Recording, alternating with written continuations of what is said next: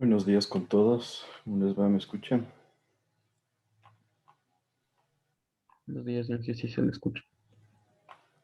Ya, perfecto. Vamos con la lista. Está Mauro Ávila, Presente, Inge. Alexis Ayo, Presente, Inge. Esvaldeón, Presente, profe. Carlos Basantes, Presente. Daniel Borja, Presente, Inge. Marco Ceballos, Presente, Inge.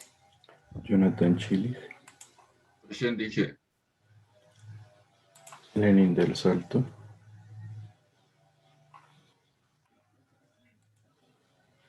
José Freire, Presente.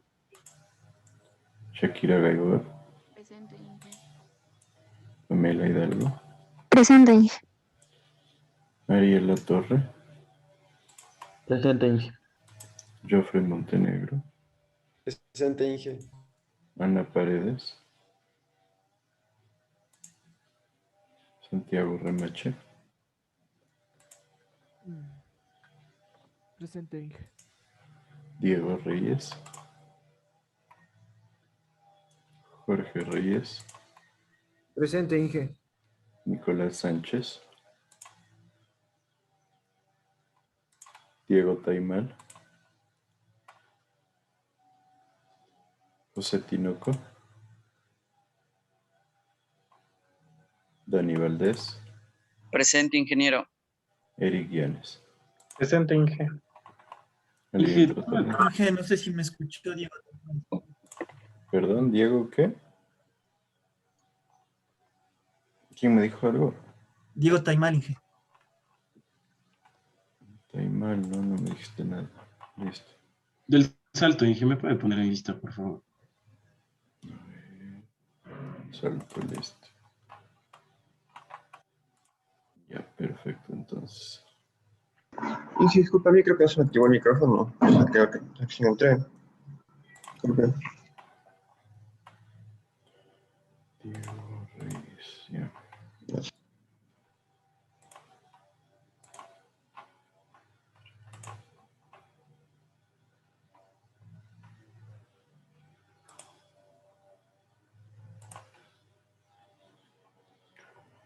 Entonces vamos a continuar con la materia. Como recordatorio estábamos hablando de las obras de disipación y protección.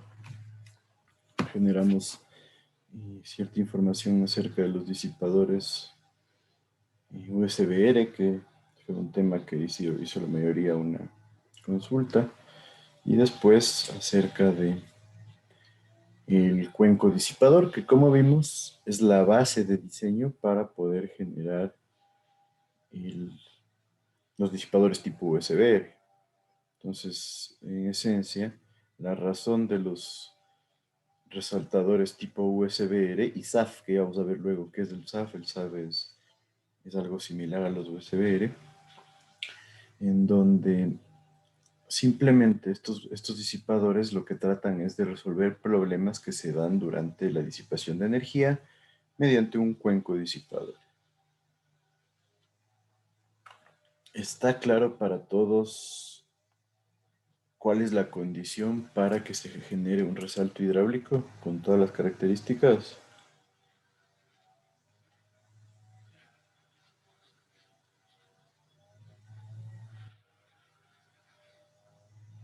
¿Qué me dices, Eric Llanes? Prendan las cámaras, por favor. Sí, ¿Cómo sería? ¿Me puede explicar entonces, eh, luego de todo lo que dijimos ayer? principalmente el resalto hidráulico sucede cuando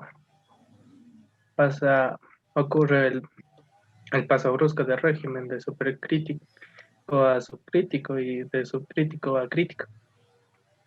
Teníamos tres condiciones de A resalto ver, hidráulico. de subcrítico a crítico, ¿se genera un resalto? Eh, ¿Qué me dices? Sería de subcrítico a crítico cuando se genere el salto. ¿Puedes repetirlo? No te escuché bien, se entrecortó. De subcrítico a crítico. ¿Ahí se genera un resalto? Sí. No, ahí empezamos con un error. ¿Cuándo se genera un resalto? Eh,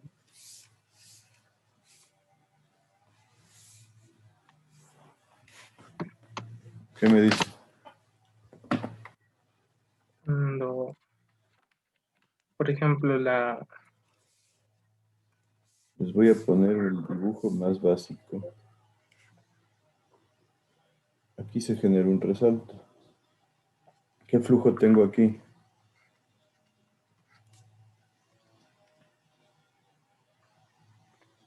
Tú mismo, Eric, ¿qué crees? crítico, ¿Perdón? un flujo, un de uno, un normal, de una Normal. normal. ¿A qué te refieres con normal? El dimensionamiento, tal vez. No. A ver, una cosa. La altura normal que mencionábamos es la altura de agua del canal bajo condiciones normales. De N o de 2, como le estábamos llamando. Ahora, este flujo de acá puede ser supercrítico o puede ser subcrítico, dependiendo de qué. Del número de flujo que tenga. Normalmente debería ser subcrítico. ¿Por qué? Porque el resalto hidráulico se da cuando yo tengo cambio desde flujo supercrítico a flujo subcrítico. Entonces no puedo hablar de un flujo normal porque cualquier flujo tiene que ser o supercrítico o subcrítico. ¿Dónde va a estar el flujo crítico? En este punto de transición, porque es el punto en donde yo paso de flujo supercrítico a flujo subcrítico. Este es el gráfico más fácil para acordarse, pero primero tienen que tener clarísimo cuándo hay flujo supercrítico. ¿Qué me dices, Eric? Eh, Cuando FR es igual a 1, ¿Cuándo qué? FR es igual a 1. No. Ayer me mandé media clase, creo, explicando los flujos, que cabe recalcar que los flujos es materia de hidráulica general, y hago un pequeño repaso para que ustedes puedan refrescar los conocimientos, pero vamos, hasta me puse a explicarle cuál es el flujo crítico, cuál es una definición del flujo crítico en esencia. El flujo crítico es el que tiene número de fluidos igual a 1. Es un punto de transición, dijimos, es el flujo que si es que nosotros tenemos una energía específica constante va a llevar el menor caudal. Si es que nosotros tenemos un caudal constante, va a usar la menor energía específica posible. ¿Qué es un flujo supercrítico?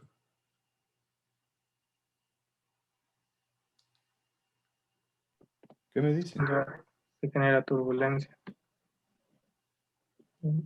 Genera turbulencia. Todos los flujos pueden generar turbulencia dependiendo de realmente el rango de velocidad que tengan. Para la turbulencia nosotros tenemos el número de Reynolds, no el número de Froude.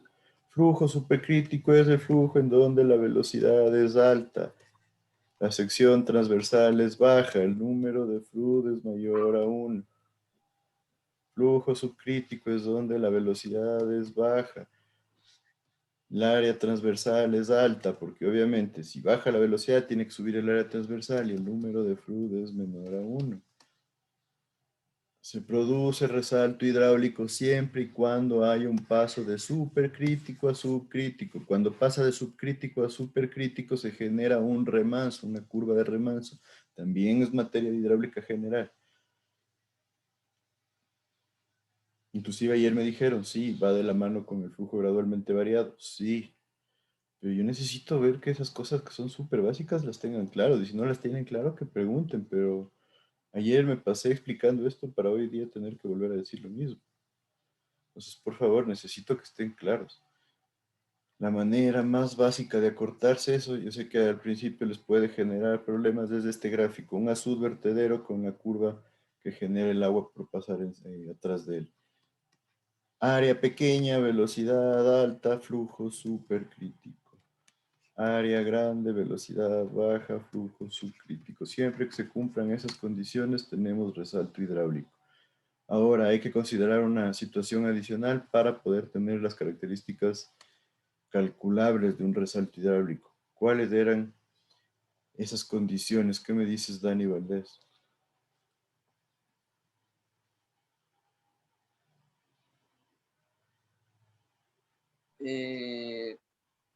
Las condiciones que tenemos, Inge, era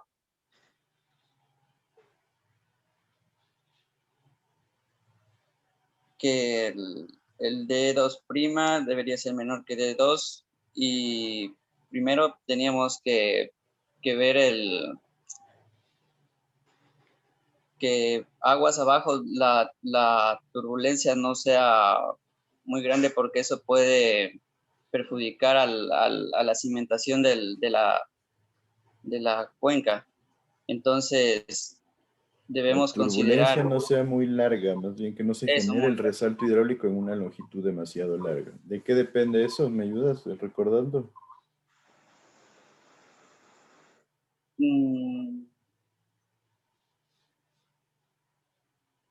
O sea, ese factor se lo conocía como socavación y dependía del tipo de los tipos que se usaba para el modelo de construcción para retener las turbulencias, las velocidades altas, perdón.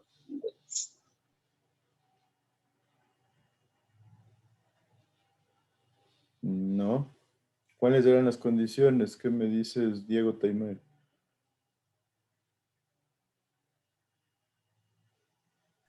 Que la altura normal sea igual a la altura conjugada. La altura normal de sub 2 o de sub n sea igual a la altura conjugada que nosotros le pusimos como D'2. Perfecto. Esta es la condición. ¿Qué significa eso? Vuelvo al gráfico. Si alguien no entiende, por favor, necesito que me diga. Como ven, 20 diapositivas antes. Tengo el tercer gráfico en donde la altura 1 es la altura contraída, nuevamente es la altura cuando ya el agua llega al final de la parte donde tiene una pendiente alta, donde se genera flujo supercrítico. La altura conjugada de d'O2 es la altura que obtenemos a través de la ecuación que vimos. D2 sobre D1 es igual a 1 medio de la raíz de 8 veces el número de flujo en 1 menos 1. Esta altura tiene que igualarse a la altura normal. La altura normal se calcula en función de la ecuación de Manning o cualquier ecuación de flujo. Es la altura que tendría el agua dentro del canal bajo condiciones normales, si no hubiera una estructura que genere afectación. Cuando se igualan estas dos, se produce el resalto con todas sus características y se genera el resalto en el punto que nosotros queremos, que es el pie de la rápida o cualquier estructura que sea la que genera la alta velocidad. Si es que no se cumplen estas condiciones, puede haber dos casos. La primera, el primer caso en donde la altura normal es más alta que la altura conjugada. Si es que la altura normal es mayor que la altura conjugada, ¿qué sucede? Se genera un empuje del resalto hidráulico. Se desplaza el resalto hidráulico y esta es la situación más crítica, es la situación que más problema nos puede dar. Esto es un problema. ¿Por qué? Porque si se desplaza demasiado el resalto hidráulico, termina por acá, acá se acabó mi estructura, puede generar socavación, puede generar erosión, puede generar problemas en el cauce del río. Entonces, esta situación no puedo permitir. La otra situación que se puede dar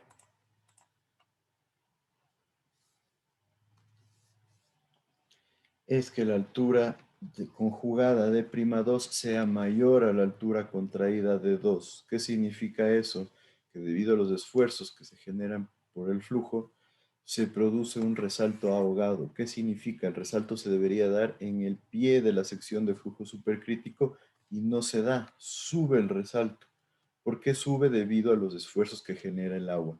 ¿Cuál es el problema con este tipo de resalto? Que aquí hay demasiada turbulencia, aquí se genera una zona muy turbulenta en donde los sedimentos se pueden quedar atrapados y eso se vuelve un problema si empieza a haber una acumulación muy grande de sedimentos. Desde el punto de vista ya constructivo es un caso que podríamos considerarle como seguro para el diseño. ¿Por qué? Porque no nos genera un problema real, simplemente necesitamos generar mantenimiento. No hay el problema de generación de socavación. Entonces, en algunos casos se acepta este diseño, aunque es preferible mantener el diseño con el resalto hidráulico propiamente dicho. ¿Está claro ahí?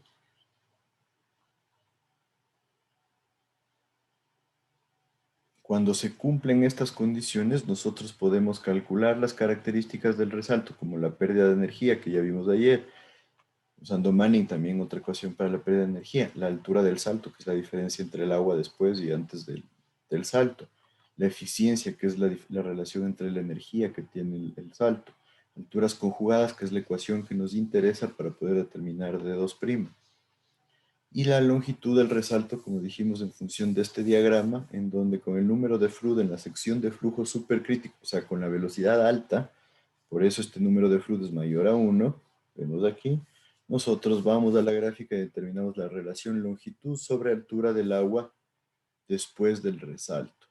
Cuando determinamos esa relación, simplemente puedo calcular la longitud y ya tengo claro cuál es la longitud que debe tener mi estanque disipador de energía. Otras ecuaciones que les expliqué ayer están aquí. Yo les recomiendo utilizar el diagrama presentado. Nos quedamos hasta acá. Hasta ahí.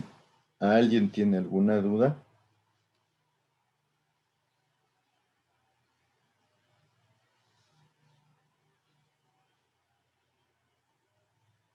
Ay, Por favor, necesito que manejen bien este tema. Este tema es básico de la ingeniería hidráulica. Yo les digo, la primera parte lo ven en fluidos. Después se vuelve a ver a detalle en hidráulica general. Yo lo que doy es un repaso, pero yo necesito que ustedes tengan claro este concepto, porque siempre les van a hablar del resalto. De repente va a llegar Fernando Castro y les dicen sanitaria 2, sí, utilizamos el resalto hidráulico para generar mezcla con cloración o para generar floculación y todo el mundo va a estar, no sé qué es el resalto hidráulico. Por eso necesito que ustedes entiendan este concepto, es uno de los más utilizados dentro de la hidráulica.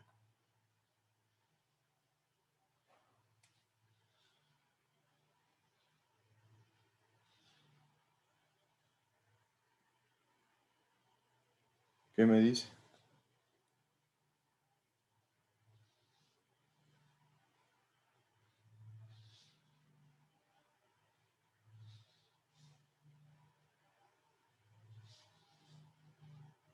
¿Qué me dice?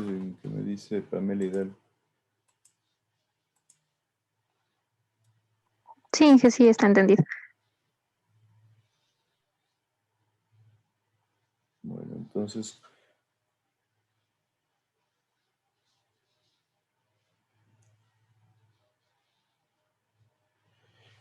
estos son los tipos de resalto hidráulico que se manejan. Cuando tenemos un número de Froude entre 1 y 1,7 se conoce como un salto ondulatorio. Es un salto en donde se generan varias ondas. Es un resalto bastante débil, podríamos decir. ¿Por qué? Porque la velocidad con la que llega el flujo antes del resalto no es demasiado grande. Cuando está el número de Froude entre 1,7 y 2,5, se le conoce como un salto débil, ¿sí? Para que tengan en cuenta, ¿no? Este de aquí es un salto súper débil, este ya es un salto que se conoce como débil. Y es un salto que genera varios remolinos, pero remolinos muy, muy flojos. Si ven las líneas de velocidad, son casi rectas y solo en la parte superior se generan ciertos remolinos muy pequeñitos y nuevamente bastantes ondulaciones. Entre 2,5 y 4,5 para el número de Froude en 1, nosotros tenemos un salto oscilante, en donde ya se genera más turbulencia. Si ven las líneas de velocidad, empieza a generar bastante turbulencia, eso genera mayor cantidad de pérdidas. ¿Y qué sucede? Se generan olas debido a estas oscilaciones.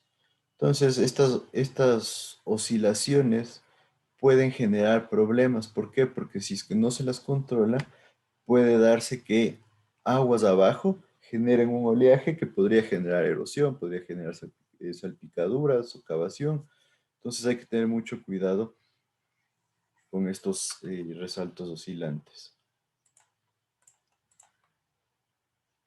Cuando tenemos un número de Froude en 1 entre 4, 5 y 9, tenemos un salto permanente o un salto estable. Este es un salto ya bien realizado, es un resalto que tiene unas buenas características, tiene alta velocidad, ya llega con un número de Froude bastante alto, se genera una mezcla de agua bastante buena aquí. Yo les diría es de las mejores opciones que tenemos, ¿sí? Y en esencia, la disipación de energía es muy buena. Se puede llegar a una disipación de hasta el 70%. Y yo diría, esta opción es de las mejores porque todavía no tenemos demasiada velocidad y tenemos una buena mezcla de agua, una buena cantidad de turbulencia. Cuando tenemos números de Froude de 9 o más, que ya son velocidades súper altas, se conoce como un salto fuerte. Tenemos un chorro de agua bastante rápido.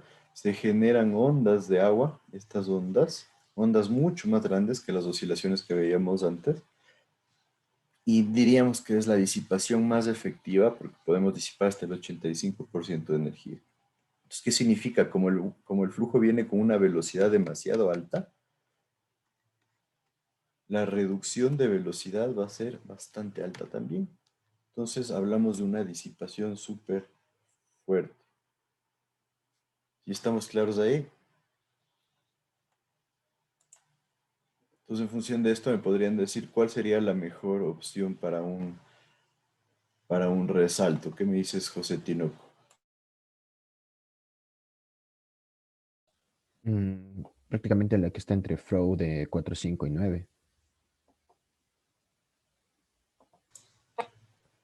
A ver, ¿cómo? ¿Puedes repetir que no te Ah, escuché bien? Problemas de conexión, Inge. Decía que el resalto estable sería el que está entre el Froude de 4, 5 y 9, porque es un salto permanente, tenemos alta velocidad y buena mezcla del agua. Exacto, este normalmente presenta las mejores características. A veces también es bueno el salto fuerte, pero hay que tener mucho cuidado con que el salto fuerte puede generar velocidades demasiado altas en la parte del azul vertedero, de la rápida, y obviamente velocidades demasiado altas pueden generar erosión, pueden dañar el material. Entonces hay que tener mucho cuidado también con eso, ¿no? Ver la calidad que va a tener nuestro material. Entonces, podemos decir que el resalto hidráulico tiene varios usos, de donde la disipación de energía yo diría que es uno de los principales. Después, nosotros podemos hablar de un incremento de caudal descargado a través de una compuerta deslizante, ¿sí? Esto nos sirve cuando nosotros necesitamos deshacernos de agua, podemos ir jugando con una compuerta y sí podemos lograr un incremento fuerte en la velocidad y eso puede llevarnos a un incremento de caudal. Entonces, uno de los usos en ciertos casos bastante específicos. La mezcla de sustancias químicas para purificación y tratamiento del agua es, yo diría, de los principales usos en lo que es sanitaria. La aireación de flujos y cloración va relacionado, pero por ejemplo, cuando nosotros extraemos flujo que tenga alto contenido de minerales o que tenga contenido de gases, nosotros le generamos aireación para deshacernos de muchos de estos contenidos y generar un resalto hidráulico es una de las situaciones que mejor resultado da. La remoción de bolsas de aire también es importante. ¿A qué me refiero con bolsas de aire? Por ejemplo, si yo tengo una estructura y en esa estructura el flujo está generando ciertas bolsas de aire, en la parte posterior, ¿sí? Yo puedo generar un resalto hidráulico, obligar que se produzca un resalto hidráulico para que estas bolsas de aire desaparecen debido a la alta turbulencia que se genera, ¿sí? Entonces, en ese caso, yo podría generar un resalto hidráulico ahogado para poder generar esta remoción de burbujas de aire. La identificación de condiciones especiales, esto ya desde el punto investigativo, se puede identificar dónde se produce el flujo crítico y esto nos puede ayudar para reducir el costo del proyecto, el costo del transportar el flujo, y también para recuperar altura en el nivel del agua. O sea, si tenemos un nivel muy bajito, podemos buscar generar un incremento de nivel mediante un resalto hidráulico. Entonces, todo esto compete a las ventajas o a los usos que pueden darse para un resalto hidráulico. Entonces, ¿qué es lo que nos interesa a nosotros? La disipación de energía en este punto. Entonces, nosotros queremos generar un disipador de energía mediante el resalto hidráulico. ¿Qué significa eso? Que nosotros vamos a buscar generar un resalto hidráulico en nuestra estructura. Dijimos que la mejor característica es que el resalto se genere al pie del flujo supercrítico, o sea, donde hay el cambio de pendiente. Esto porque nos permite generar un diseño en donde conozcamos la eficiencia, la energía perdida y la longitud principalmente del resalto. ¿Por qué nos interesa la longitud del resalto? Porque de esta forma nosotros podemos dimensionar qué tan grande va a ser nuestro colchón o nuestro estanque disipador de energía. Entonces, en esencia, ¿qué es lo que vamos a buscar nosotros? Sabemos que la condición principal es que la altura conjugada sea igual a la altura normal. Entonces, vimos que el caso crítico es cuando estas dos nos igualan. Entonces, ¿qué hacemos nosotros? Generamos un pequeño estanque y en este pequeño estanque nosotros obligamos a que estas dos alturas se igualen.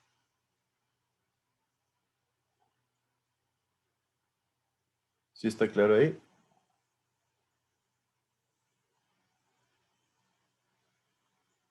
Entonces, en esencia, jugamos con el nivel que tiene este piso de aquí para que estas dos alturas se igualen.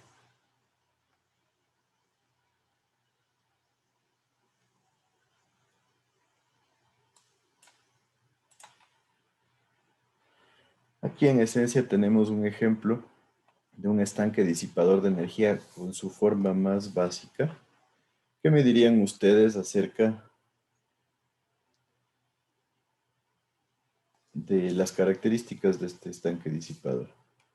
¿Qué me dices, Ariel Latorre?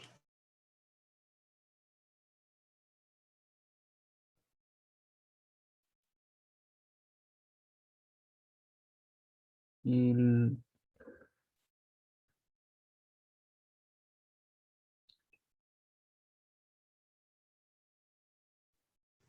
¿Qué crees, Ariel, acerca? ¿Qué ves en este gráfico?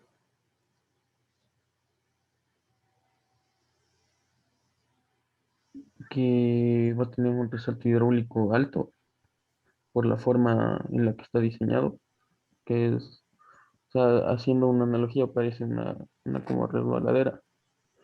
Entonces va a tener un resalto hidráulico por alto. O sea, aquí dependemos si es que es fuerte, estable, débil, oscilatorio, de la velocidad y por ende el número de flujo aquí.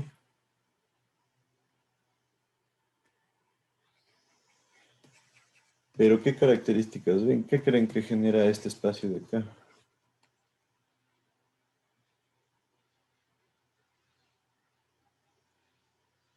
Probablemente generan espacios muertos a los lados. Entonces, probablemente sea mejor generar aquí una pequeña transición entre el canal de ancho pequeño y el canal de alto grande. Aquí podríamos colocar una transición.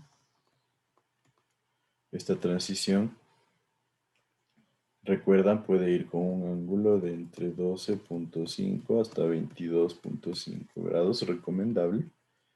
Y de esta forma nosotros tendríamos un mejor flujo. ¿Por qué? Porque aquí hay el riesgo de que se empiece a generar bastante turbulencia y aquí se empiecen a acumular sedimentos, por ejemplo.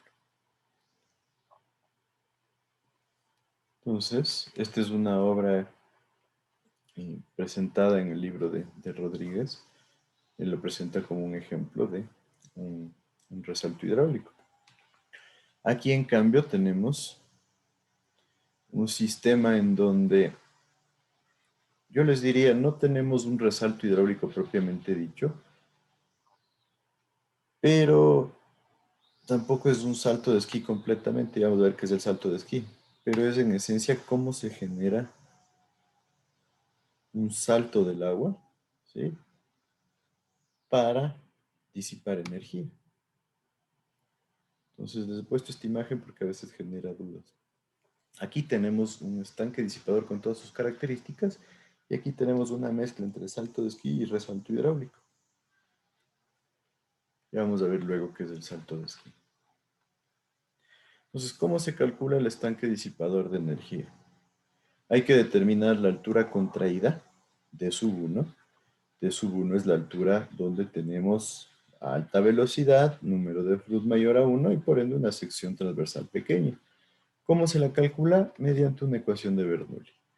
¿Entre qué hacemos Bernoulli? Pues vamos a hacerlo entre la sección de aproximación que nosotros siempre hemos hablado cuando el agua está por llegar a la subvertedero, a la rápida o cualquier estructura que estemos manejando, versus la sección 1, que es la sección donde nosotros queremos medir la altura contraída. Entonces, en estos casos, normalmente, yo voy a conocer todas las características. Dibujemos en un azul vertedero, por ejemplo.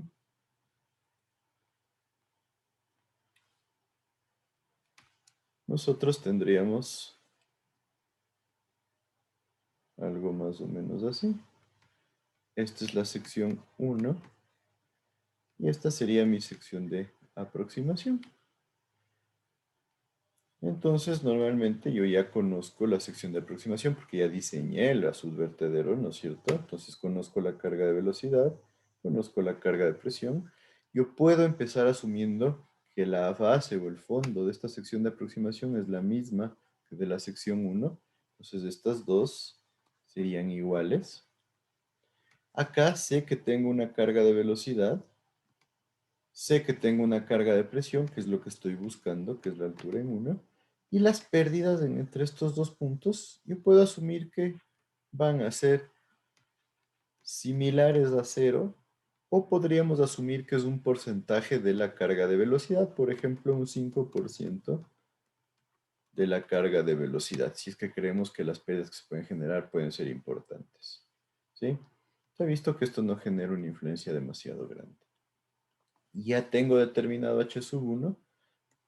Puedo determinar número de flujo en 1 porque obviamente ya voy a tener la velocidad en 1. Recuerden que aquí esta velocidad va a ser caudal sobre el área, que el área va a ser el ancho B, ¿sí?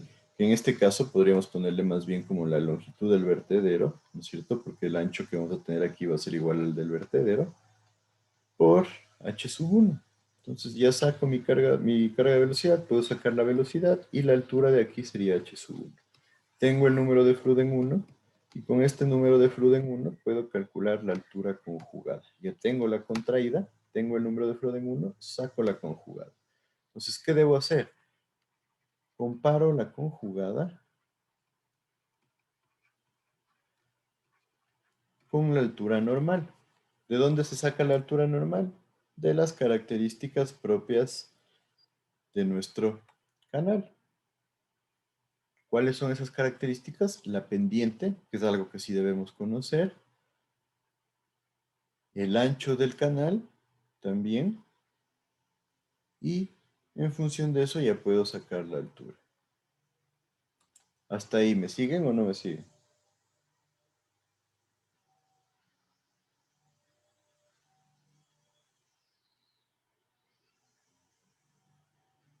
Sí.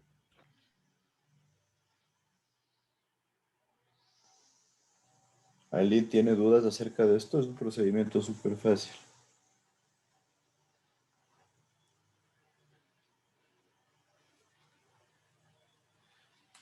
Entonces tenemos la altura conjugada. Comparo con la altura normal del cauce. Y después, si es que estas no son iguales, nosotros debemos generar un estanque disipador de energía, donde la profundidad se define como E, en algunos casos también pueden encontrarla como P, pero la profundidad del estanque es de esta diferencia de alturas que tenemos respecto a la base. Entonces, ¿qué pasa? De lo que teníamos un azul vertedero así, donde dijimos que podíamos empezar asumiendo que las dos bases estaban al mismo nivel, yo puedo generar un estanque en donde lo que busco es que la altura del agua, aquí H' se iguale a la de acá. Normal. ¿Sí me siguen con eso?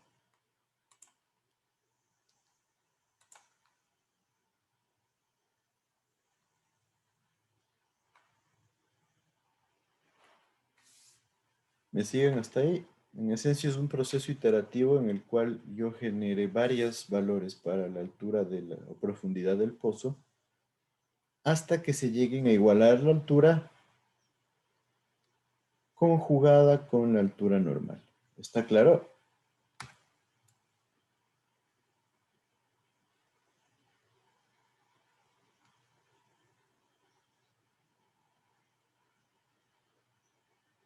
¿Qué me dices, Alexis, ahí?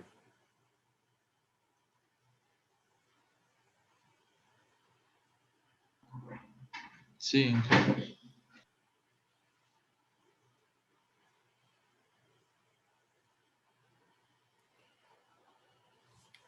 Listo, entonces como ven, es un proceso iterativo, es un proceso no demasiado complicado,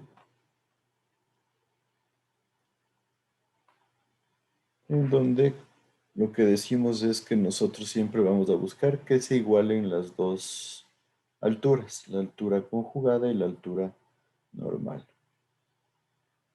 Entonces, en esencia, como características adicionales, se nos dice que para que resista nuestro estanque disipador los esfuerzos de la supresión que se genera, hay que buscar que tenga un espesor, ¿no es cierto? La loseta que en esencia se genera, que sea suficiente de resistir las presiones, las supresiones que se generan.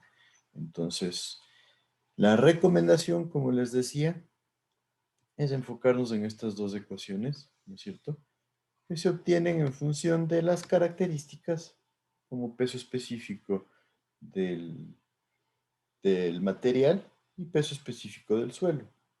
Entonces, estas son las ecuaciones típicas con las que se cuenta, en donde el espesor de esta losa, ojo, es el espesor de la losa, por eso algunos le llaman P también a la profundidad del cuenco, es 4/3 de la altura H, que H es la altura total que genera la supresión, sobre la gravedad específica del suelo, menos 1. Y se suele incluir un factor de seguridad adicional, aunque vemos aquí que 4/3 ya nos da una seguridad adicional de por sí. Pero muchas veces es preferible incluirle un factor adicional. Ahora, yo les diría que lo más utilizado es generar un espesor en donde sea mayor o igual a 90 centímetros, como habíamos hablado. Esa recomendación la da Alfredo Mansen en su libro.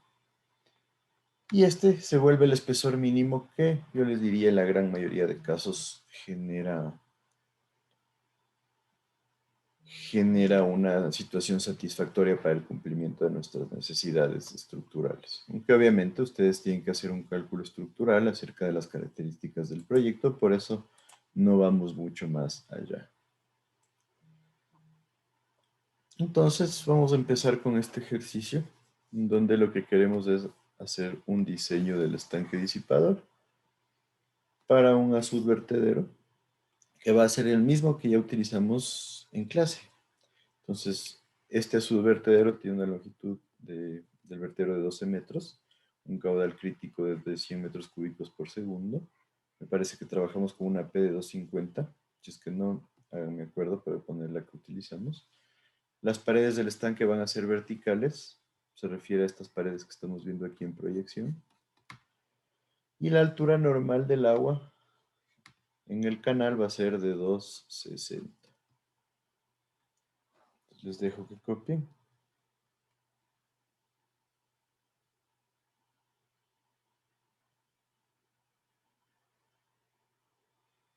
Dije, o sea, ahorita para casos teóricos del espesor del colchón disipador siempre va a ser 0,90.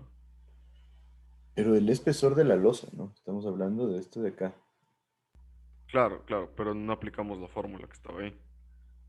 Es que eso ya prefiero no meterme mucho en ese rango porque es más estructuras, ¿no? Ustedes deberían hacer un análisis estructural de- del sistema en general para ver cuál debería ser el recubrimiento, cuál debería ser el armado. Entonces, yo les doy, desde el punto de vista hidráulico, la recomendación es que sea mayor o igual a 90 centímetros. Entonces, prefiero no meterme en conceptos estructurales, ¿sí? Para evitar que haya ahí cruces de información para ustedes. Entonces, yo les Listo. diría, partimos de ese espesor de 90. Pero ojo, es el espesor de hormigón en esencia, ¿no? No es la profundidad de aquí.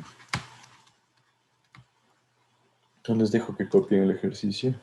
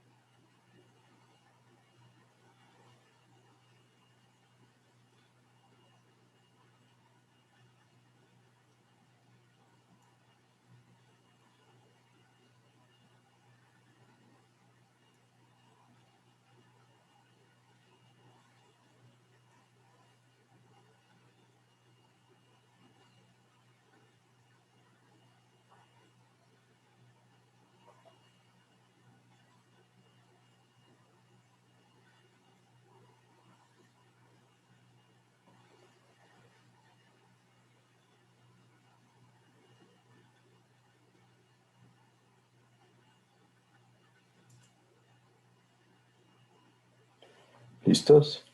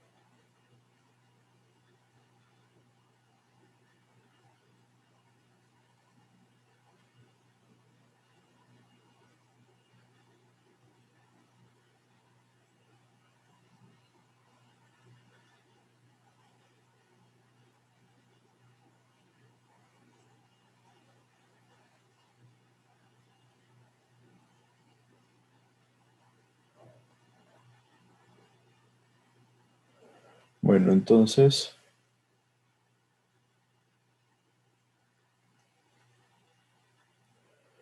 ¿cuáles son los datos que obtuvimos del ejercicio hecho en clase? ¿Me ayuda? ¿Confirmamos que P era 250 o le cambiamos?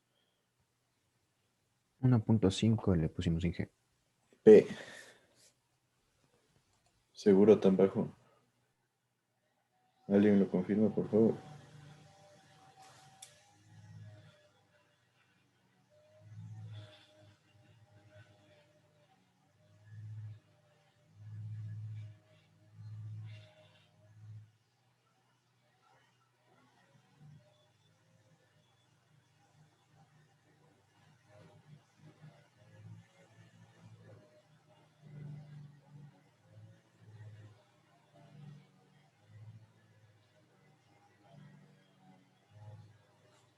¿Me ayuda rápido? ¿Cuánto era P? ¿Me confirma si es 1.50 como dices, compañero? Sí, Inge, sí, 1.5. Ya, entonces, ¿cuáles eran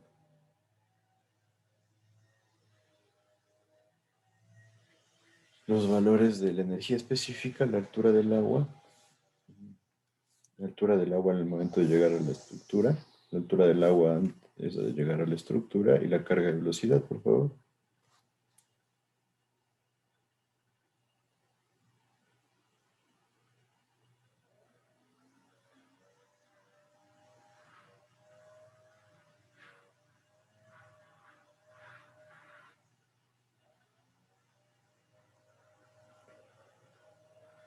¿Cuánto era? HO nos dio 2.49. 2.40. El H minúscula O sería 2.31. Te subo. Te supo da 3.81.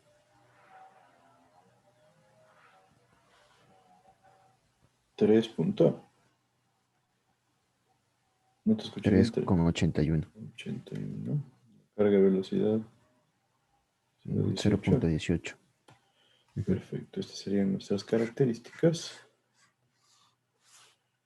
¿Estamos todos hasta ahí? ¿Todos de acuerdo?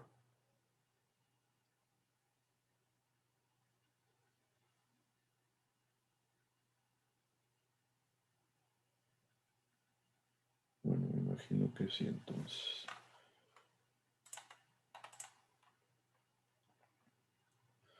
Entonces vamos a empezar determinando el valor de la altura del agua H sub 1. Como dijimos, o D sub 1 también se le conoce, se realiza mediante una ecuación de Bernoulli entre la sección de aproximación y la sección 1. Nuestra línea base va a estar en el fondo, que vamos a asumir que es el mismo fondo para las dos.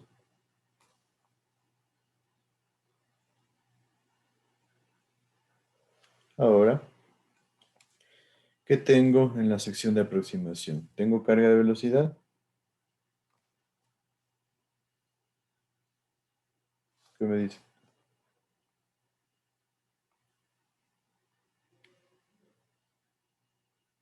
¿Sí o no?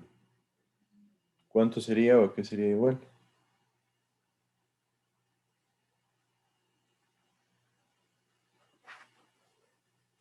A ver, ayúdame, Daniel Borja.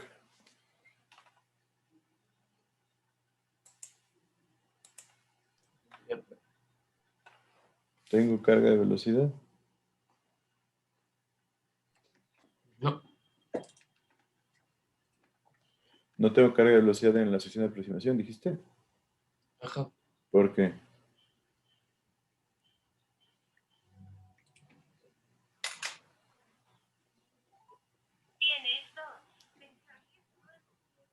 ¿Por qué me dices, Daniel?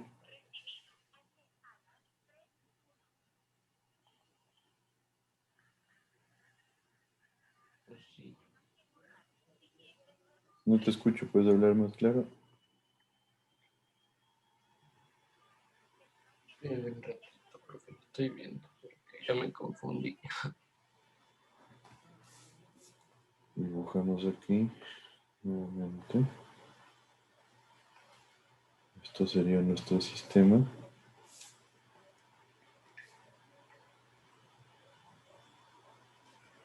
Esta es mi sección de aproximación.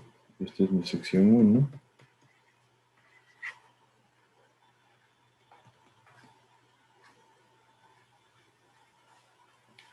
Tengo carga de velocidad. En la de aproximación no, ¿Por qué no hay carga de velocidad? porque hasta ahí todavía no adquiere su velocidad con la que baja. Pero el agua está estática, ¿eh? No, Entonces, si no está estática, ¿tiene velocidad? sí, sí tiene. Entonces, ¿tiene velocidad? Sí, tiene velocidad. Entonces, sí tiene carga de velocidad. ¿A qué sería igual esta carga de velocidad?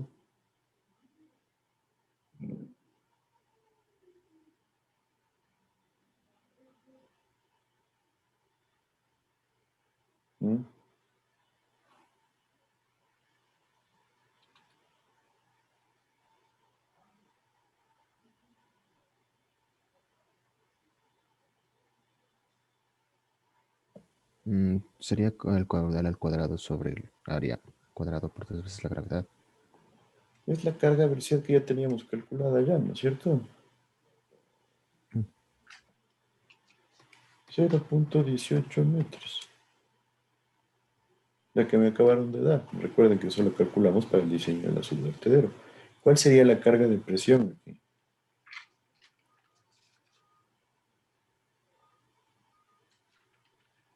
¿Qué me dice? 0.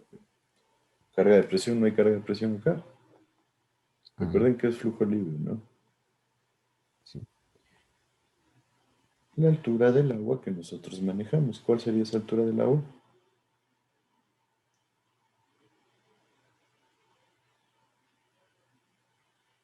Te subo. Recuerden que en flujo libre, la carga de presión es la altura del agua que tenemos sobre la base del canal. Y ZA va a ser el fondo del canal que dijimos que es el mismo que el fondo de aguas abajo de la estructura. Entonces podemos simplificar los dos. Si está claro, está ahí.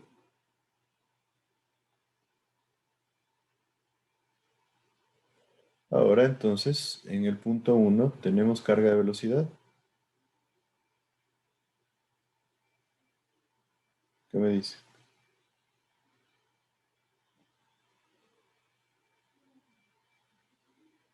¿Qué me dice Shakira Gaibot?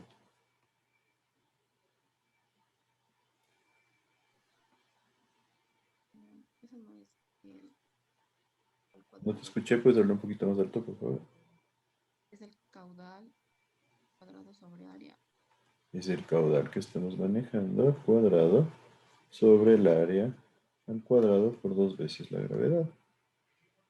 Donde el caudal ya lo conozco y el área va a ser una función de la longitud del vertedero por La altura 1. H1 o D1, como queramos llamarlo.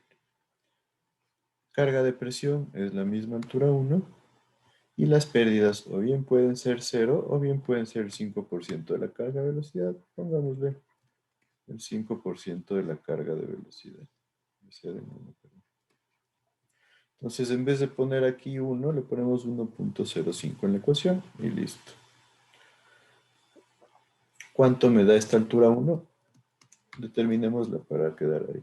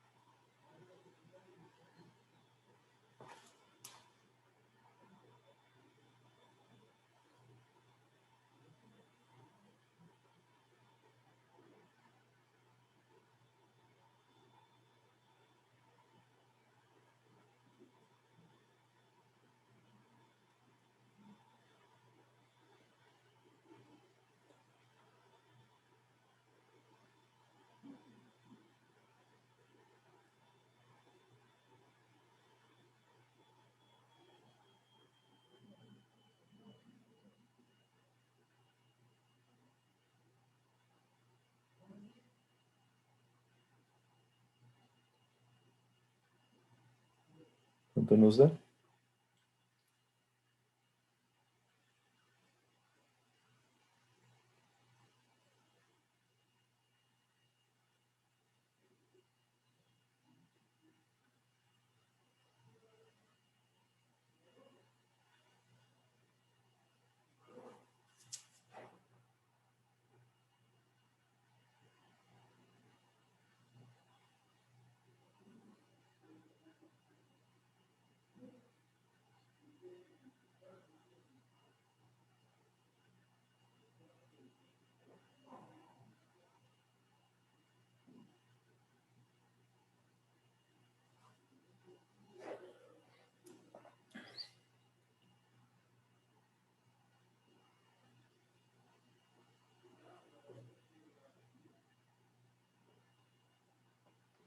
¿Cuánto me da?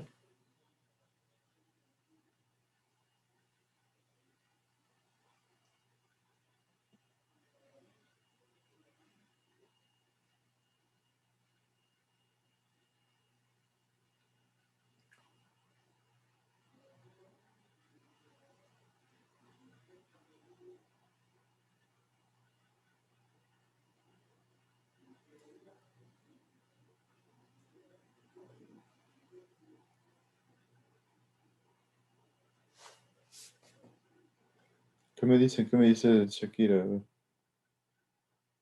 ¿cuánto te da? Todavía no, no lo saco.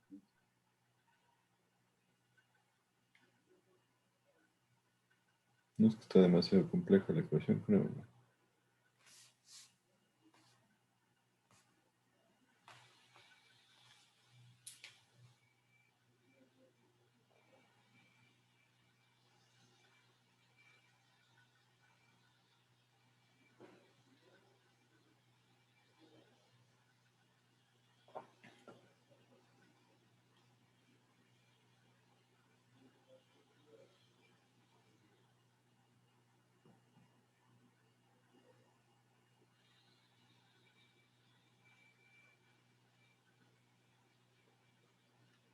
¿Cuánto me da H1 para terminar ahí?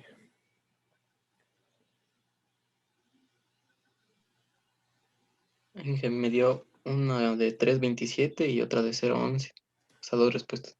3.27 metros y 0.11. Solo dos. O sea, sí, también tres, pero una me dio negativa. Ya, la una es negativa y esa la descartamos. ¿Seguro 0.11? ¿Tan bajito?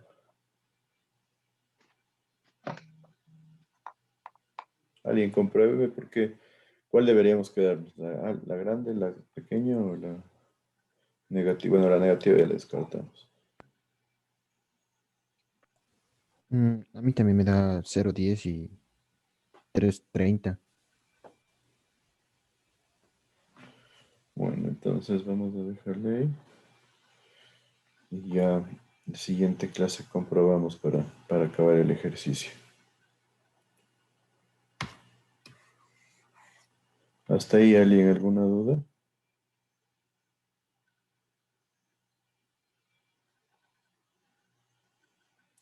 Bueno, si no hay dudas, quedemos ahí. Por favor, revisen la materia. No se olviden el trabajo que ya les mandé. Inge, Ujú. disculpa, ¿me puede poner en lista? A mí también, por favor, Inge.